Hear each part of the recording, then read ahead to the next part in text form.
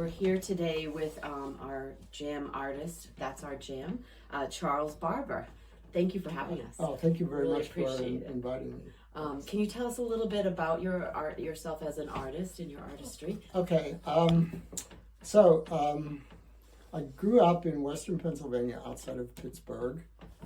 My mother was an oil painter, so I was around painting. I probably learned a little bit from her, but not on any kind of formal basis. But I've been a professional musician all my life. I started performing professionally when I was in the 8th grade in school, playing with bands. I wasn't old enough to drive. My father would drive me to meet some band in a bar, which you could never do today, and come and pick me up.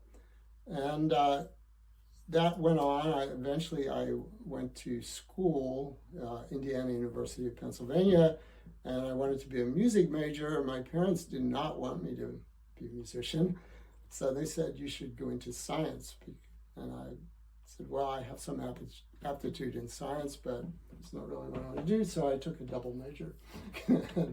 and then eventually I was playing with several groups then, and then I went into the Army band, so that was actually a good experience for me, not for a lot of people.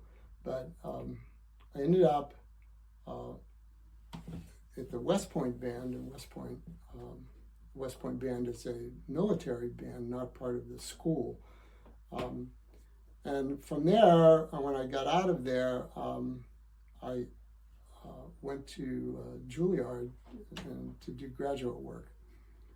And then I started playing around and with various freelance groups, and eventually I ended up playing with two groups at the same time. One was the Hudson Valley Philharmonic, which is a professional organization based in the Hudson Valley, musicians from around New York.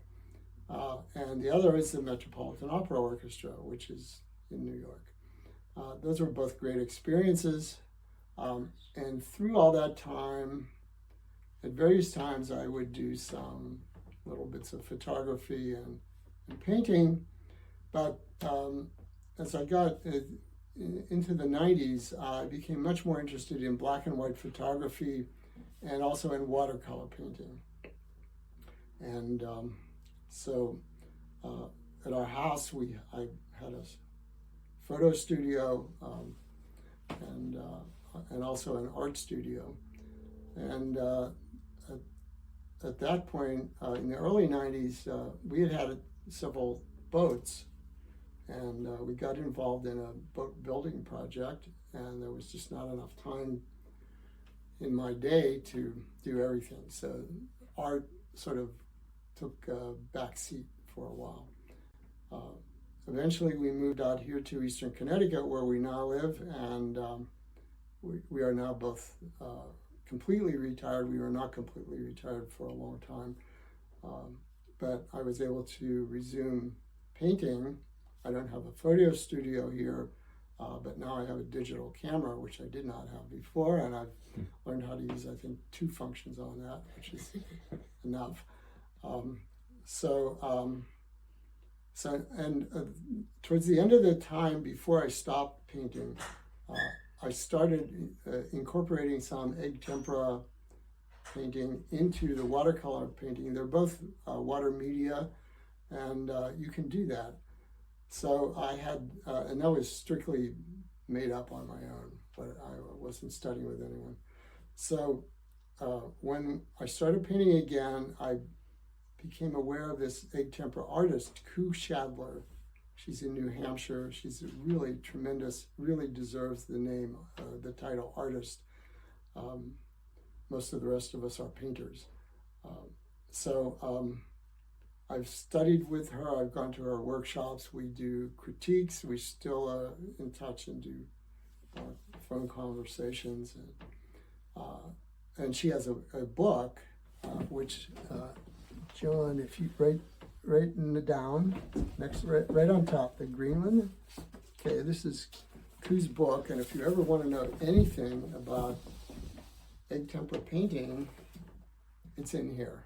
Great. She's done this for over 30 years, and she's also, aside from being a tremendous painter, this is just one of many, many paintings. Aside from being a great painter, she's also one of these people who's a great experimenter. So she spends lots of time and can answer the question, what happens if I do this? What if you do that? And she knows. So, and the other thing that I found really extremely helpful in working with her is that when she got out of school, she went and lived in Florence for a couple of years to study all the great art and artists in Florence. These are all dead artists, basically, but still great. And her approach was, this is a really great painting. This is a very good painting. What did this guy get that this guy missed? And I think she's figured that out pretty much. So she can say, this is the little detail that this guy got, this guy didn't get.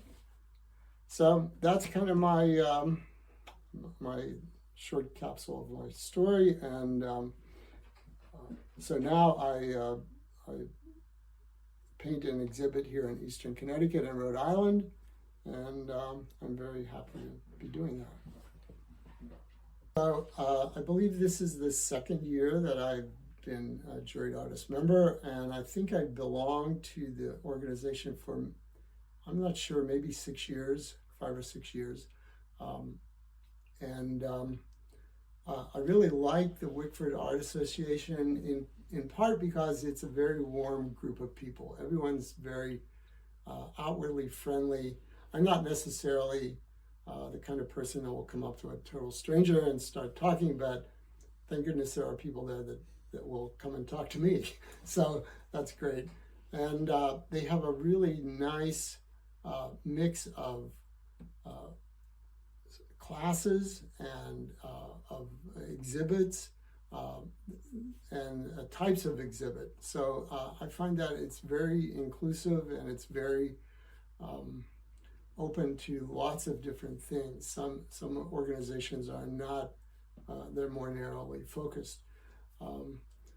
So I do a little bit of volunteering, not as much as a lot of people. I volunteer and help with the Summer Wickford Art Festival, which is a great endeavor, and the people that really work there put in hours and hours. I just sort of show up and sell t-shirts.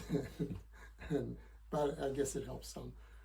So we'll get into technique in a few minutes, but why do you paint what you paint? Good question. First of all, my dear friend Koo at one point gave me some good advice. She said, paint what you like. And I'm not in a situation where I'm trying to make my daily living from painting. I would probably paint somewhat differently. So I paint what I like. And what do I like? Well, first of all, at our home here, my wife is an avid gardener, and we have flowers from earliest in February. We have some little yellow flowers that come up through the snow, straight through until just about now, and it's the end of October, and this is about the end of the flowers. So we have lots of flowers. I like flowers, and I've learned that for me, flowers can be very difficult to paint, very challenging, because it seems to me there's sort of two approaches. One is very impressionistic, and that's great. There are lots of people that do that really wonderfully. And the other approach is to really paint the flower. And that's more or less what I do in my painting. I'm not interested in a photorealistic approach, but I'm interested in you looking at it and saying, gee, that looks real. There's some depth there, the shape, and it looks the way that I think it would have looked. That has to do with many factors. It has to do with the light, particularly light and shadow, very important. So I paint still life. I've done other things. I've done especially landscapes. I do not do portraits. there are many people who do a great job with portraits. I'm not one of them. And for that reason, I don't have a lot of interest in doing portraits or spending time because I have other interests, things that I like more. So I like still life because, first of all, it lends itself very well to egg tempera painting. Egg tempera painting is naturally inclined to doing lots of detail. It's a very linear style of painting, and it's suited for still life, I think, very well. And so what I like about still life for me is when I put together a still life, I look at it basically like I'm directing a scene in a play. And so I look at all of the characters, all of the things, and why is this character here? Why is he upstage? Maybe he should be over here. Maybe the light should be different. Maybe he shouldn't even be in this scene. Maybe we needed another character in this scene. So that's how I look at it. I don't know that the viewer gets any of that, but that's how I look at it. And so that's what makes it interesting for me. So in other words, that all boils down to the composition. So I spend a lot of time with composition, and I think in a minute we're going to talk about how I actually put together a painting. So we'll talk a little more about that.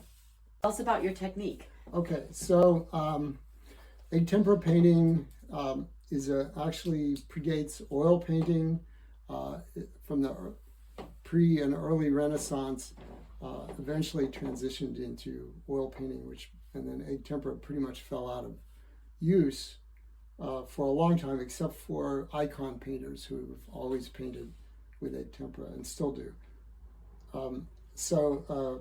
In the 19th century, there was sort of a revival and carrying on through today.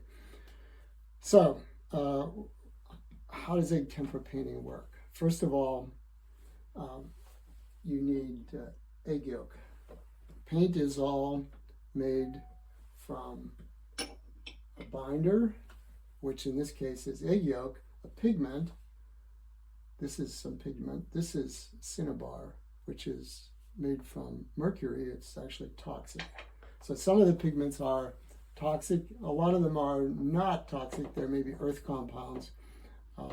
And some of them are manufactured pigments. But you don't want to breathe any of these, so you have to be very careful. So what I do is, as far as I know, lots of painters do, this is a powdered pigment, okay? And what I do is I take a little bit of that pigment and I put it in another jar, and I wear a mask, and I put some water with it, and then it becomes a paste, sort of like toothpaste. And it might dry out, then it's just like a watercolor, one of those little watercolor pigment pellets. You just put a little more water with it, it becomes paste again. When it's like this, it doesn't make dust. So then it's fine to work with. You don't want to stick some in your mouth or anything, but it's fine. You have to just be reasonably present as to what you're doing. So we'll put that aside. So the paint is all paint is made from pigment, binder, and then a solvent. And in egg tempera paint, the pigment is, as I just showed you, the binder is egg yolk, not the white, and the solvent is water. In an oil paint, you have pigment, you have drying oil, which is usually linseed oil or maybe a walnut oil or some other drying oil, and turpentine or something similar to that. So that's that. Egg tempera paint is traditionally painted on a panel with gesso on. So I have here, this is the end of a panel. What I do, because my paintings are small, I have a recipe for gesso, and this is the gesso part. This is just a panel. What I do is maybe once a year I make up a large strip of this, and then as I paint, I cut it up into whatever size I need. The panels There is a company that makes, it's a synthetic gesso on an aluminum panel. I've never used them. The information I get is that they're pretty good, but they're not as good as this. This is the traditional way of doing it, except that in the Renaissance, it would have been painted on a seasoned hardwood panel, prepared by somebody who, that's probably what they did. This is painted on, it's called Baltic birch plywood. It's a very high grade plywood. All of the plies are Baltic birch, which is very, very stable. When you go to a big box store and you buy some plywood, it may say birch plywood, but it's only birch on the outside and there's junk wood on the inside. You don't want to use that. What I do is the gesso is basically like a plaster. It's a whiting and it's mixed with rabbit skin glue. Rabbit skin glue is not necessarily made from rabbit skin, but it's a very high quality glue.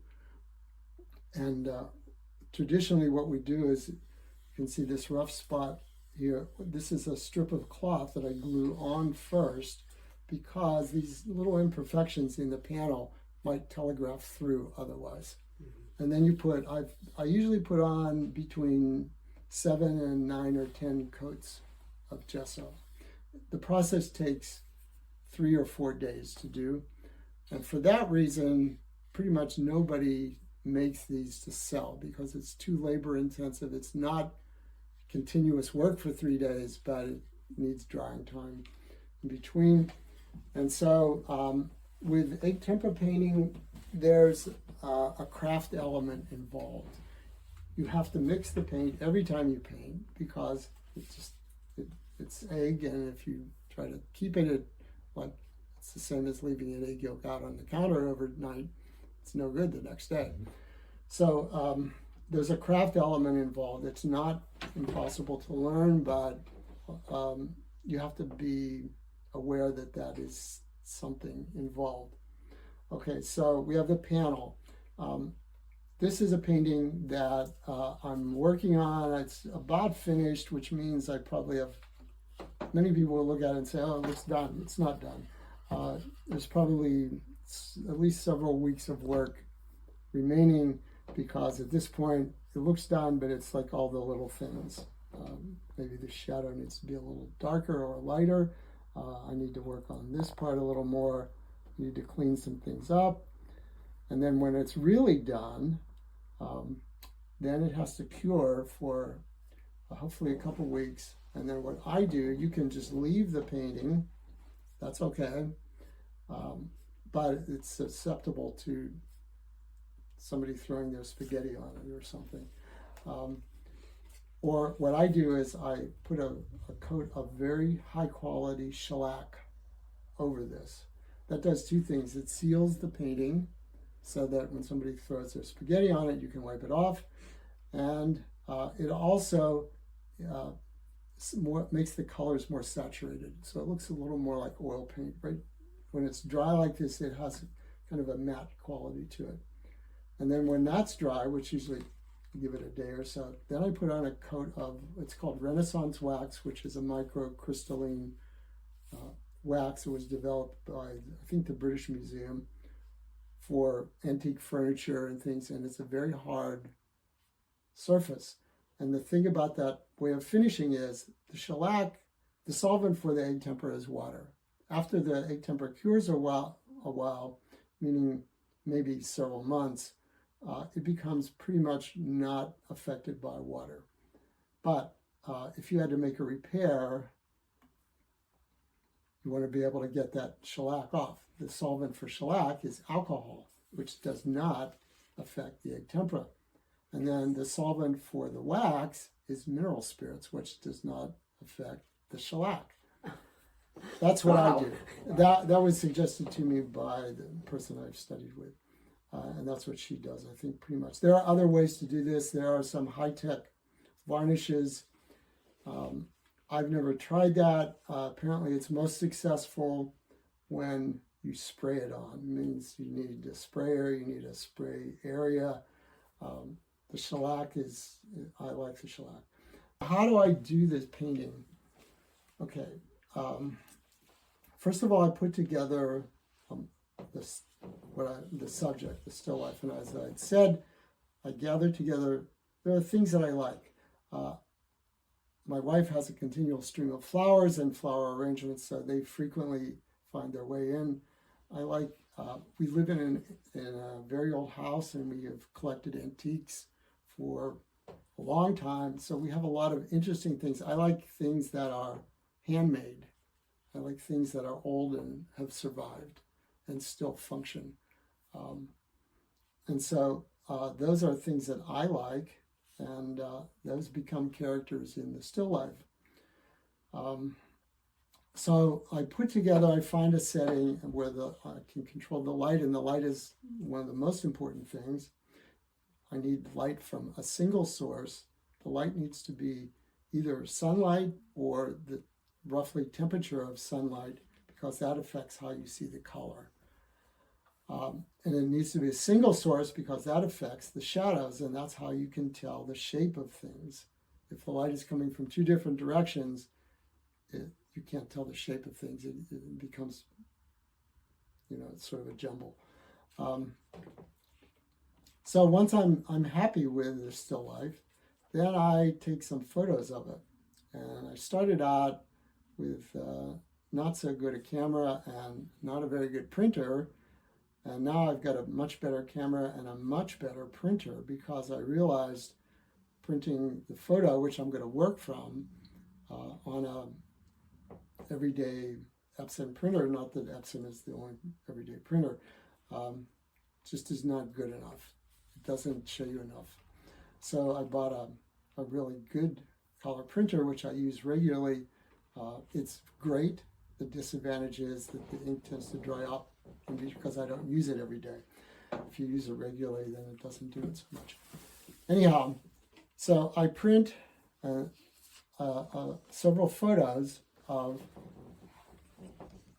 the still life that I've come up with for my mock-up. After I've done that, I might look at it and I might say, I need to change this. I need to move this.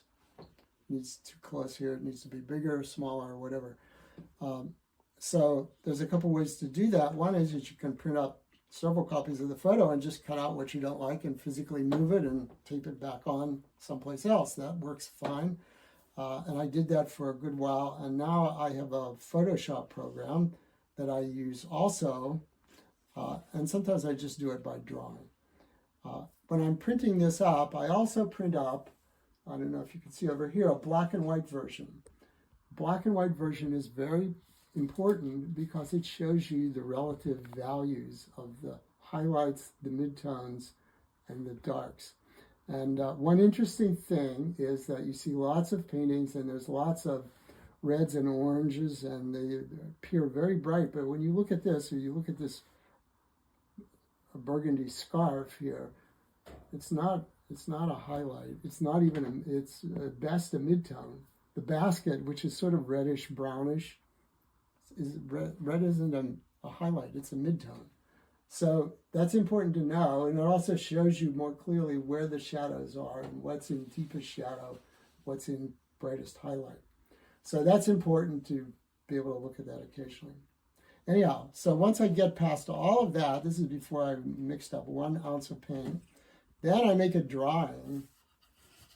So this is the drawing, and I've shaded it in, so I try to get as much information on the drawing as I think I'm going to need to paint. And in doing that, I may change things. I may move things. I may change the shape of something. Maybe the shape of this vase doesn't look quite right. So at that point, I might take one of these templates to help get the shape into a more pleasing shape to my eye. Okay. Once I'm satisfied with that, then I make a couple copies of this so I don't lose it. And then I take one copy and I very carefully tape it onto the drawing, the painting panel. Okay, and what I do is I'm going to leave a 1/4 inch all the way around, which the frame will cover. So I include that in the drawing. So even though this is the actual painting that you'll see, I want to paint a little beyond that so that you don't just see blank gesso or something behind the painting. And also, you see there's a little X here where the two parts that go under the frame occur. And so what I do on the panel, which you won't be able to see, but I incise that onto the panel because I'm going to be, especially initially, flipping this back and forth and transferring different elements of this onto the panel to paint. So at first, when I start, I should point out what I do, and I think many tempera painters do, is you can paint over things with tempera. So I paint from the furthest back forward. So the last things that get painted pretty much are the things that are the most forward, in other words, closest to the viewer. The first things are just the big things. So I don't know that I have a photo, but what I would be painting first would be the background, but I would block out the shape of the basket, and I would paint some of the tabletop here, but I would block some of this stuff out. And I do that, let me see if I have it. There's a couple ways to do that. One is to just not paint where you've drawn it out. So I would draw this shape. I wouldn't even draw the flowers because we're going to paint those over. And then I would try to adhere to that. And initially, you're going to be going over the lines, but that's okay because eventually you'll clean that up. The other way to do that is, which I also do, is to make cutouts of a mask. So I could make a mask that would be this shape, and I could put that on there because of a couple reasons. The main reason being, traditionally, first of all, I need tempera painting because it's very linear. You can't immediately paint over the stroke that you just made because what will happen is it will lift that paint right off. It dries fairly quickly, within a minute maybe, but if you go over it too soon, it doesn't just build it up, it wipes it off.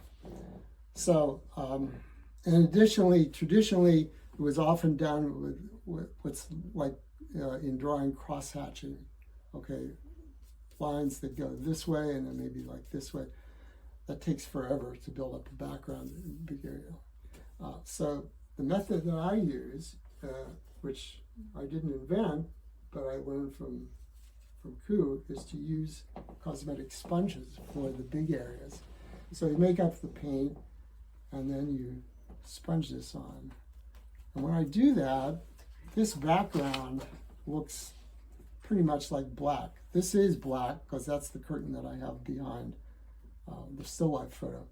This is actually not black, and in fact, I would probably start with red. And then I might put some brown over it, and then I might put some other colors. I usually try to use colors that are going to appear in the rest of the painting, but not necessarily. And at some point, I might put blue over it, and then I might put in some brown and blue and a little bit of black, depending on how dark I want it. So that is much faster. I can do this whole area, maybe 4 or 5 coats in an hour. You know, whereas it would take a lot longer to do it. So I try initially to do as much with sponging as I can because it just moves the process, which is very slow anyhow, along. Eventually, then you start using a brush. But even though you're using a brush, you might, tempera, you can put on 2 very important things. One is called a scumble, which is a sort of opaque layer that kind of knocks things back and it makes everything look a little softer. And you can also put on a glaze, which are usually transparent colors, and that changes the overall color of everything. Sometimes very thin, often very thin, maybe looks just like water pretty much, but you can always put on more. It's easier than trying to take it off. So that's pretty much how it goes. So at this point, this painting looks pretty well done. It's not really. There's lots of little things that need to be tweaked, and that'll take several more weeks. Show us how you mix up this Yes. wonderful paint. Okay, so what I'm going to do is, I had showed you the vermilion, which is also called cinnabar. So this is cinnabar. This is the cinnabar paste.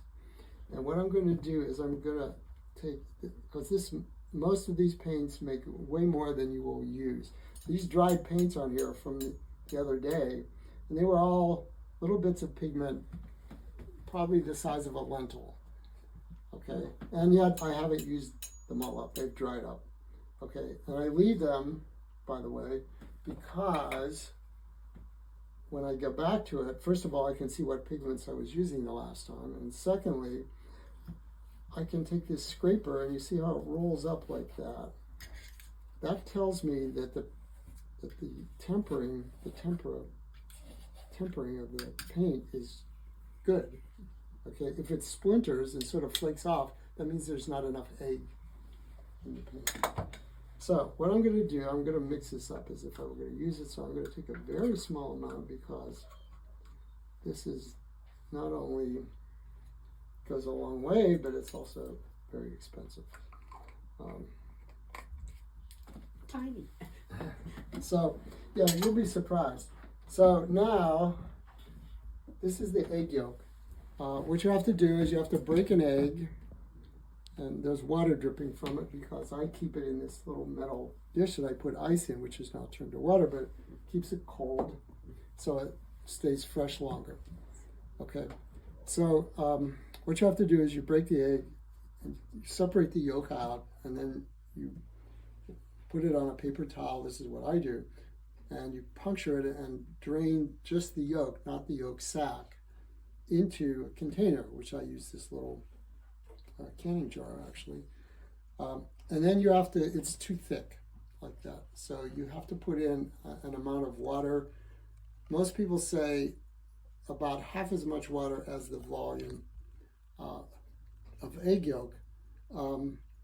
I found that if I use 2 droppers, this is distilled water, that seems to be just right. Some people actually use white wine or vodka, and I think traditionally they used a variety of things like that, which might also make the egg last longer. I don't know. So anyhow, what I'm going to do is I'm going to put on beside this an amount of egg yolk that is roughly the same size as the amount of pigment that I have. So maybe 2 drops, that might be enough. Okay, then I'm going to take my palette knife and I'm going to disperse the 2 together.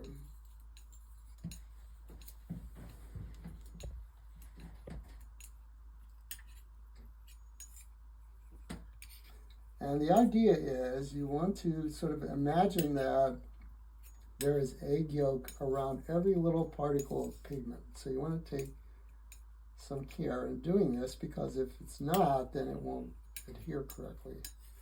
And then I try to scoop it up into a little pile because it will dry out slower like that. And then it's ready to paint. Now this is actually pretty thick, and from that you can see that there's more paint than you thought that there would be from just that tiny little bit. And what I often do is I will put a drop of water on one side, because for many things I don't need it that thick. Okay, now where's my, so I'm going to move this off because we don't want to paint that.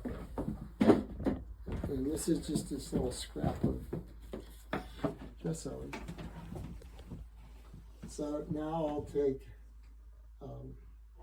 first of all, I'll show you how it works with the sponge. So I'll separate some off. And of course, if I were using the sponge, I would mix up a lot more pigment. It's a lot more paint. but I'm not, so I'll use this. Okay, and do this, and then the sponging is going to be like this.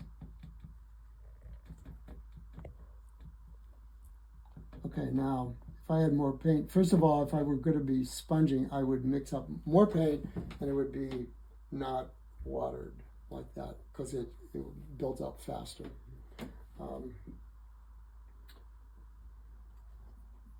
If I had something and I was going to put a glaze on it, I might take just a very small amount of this and I might make it very thin, because all we're going to want to do is slightly change the color, maybe just a little more. Just a little bit to change the tone of what we're doing. And this would be the difference that it makes. Less. Okay, and I'm not doing a really great job here, but you get the idea.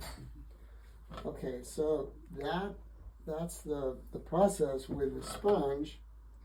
And then if I were using a brush, which comes into mostly after all the sponging is pretty much done, there's a couple things that are important. One is you need a paint rag. These are my paint rags. You can wash them out, and at some point I'm going to frame these when I become well known and famous. But for now I just reuse them. And so when you brush with a tempera, you have to, first of all, you have to wipe the end of the brush. There's always too much on here, and it doesn't paint well like that because it's many, many strokes. And the other thing with a tempera is you have to, at the end of each stroke, you have to lift the brush off, sort of like an airplane taking off, it's described. Because if I don't, and I probably can't do it now, if I don't and you have too much paint, then you get a little dot at the end of the stroke like there. See that? You don't want that. Okay.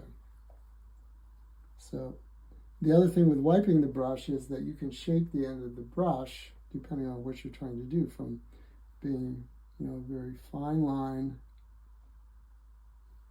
to being a very broad line. Okay. I don't know if this is coming through on the camera or not. So that's just kind of a quick overview of the very, very basics of painting. And then you had asked about how long does it take? How long does it take to?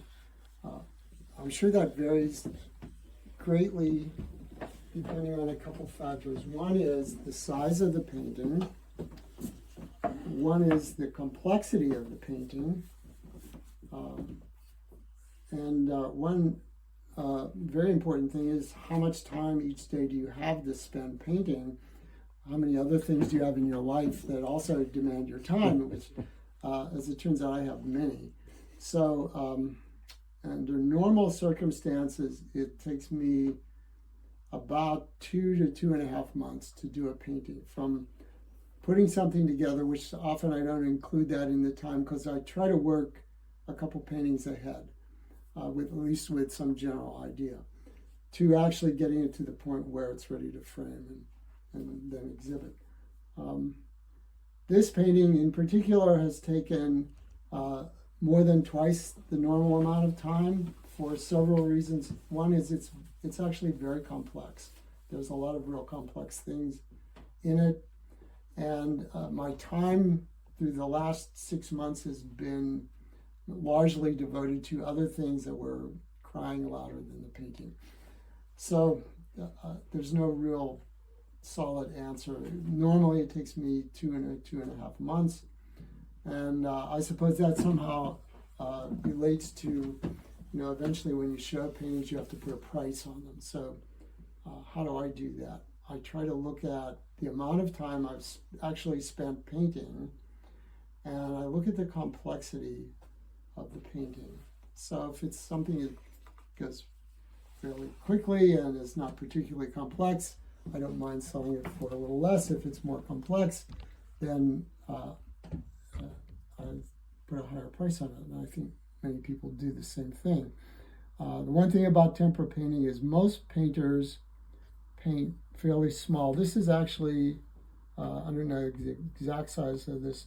A lot of my paintings are only 6 by 8. This is about the maximum size of what I do. Sometimes I get the idea that people, somehow the general public thinks that painting is sold by the pound. And that's in some cases true, I guess, but I don't look at it that way. So that's pretty much it. It's it's a never-ending journey, and people you have to find your own way. To a large, this is just what I do. They're small. I should point out one of the famous paintings and painters, Botticelli. One of his most famous paintings is The Birth of Venus, and it's huge. And it's not only huge; it's painted on linen, which it seems that nobody knows how he did it, because linen is flexible, like what you would paint an oil painting on. I've never seen it live, but I have it from a source that pretty much nobody actually really knows how he did it. So that's pretty much it. I really like it. I'm always pleased if somebody likes it, but that's not why I paint.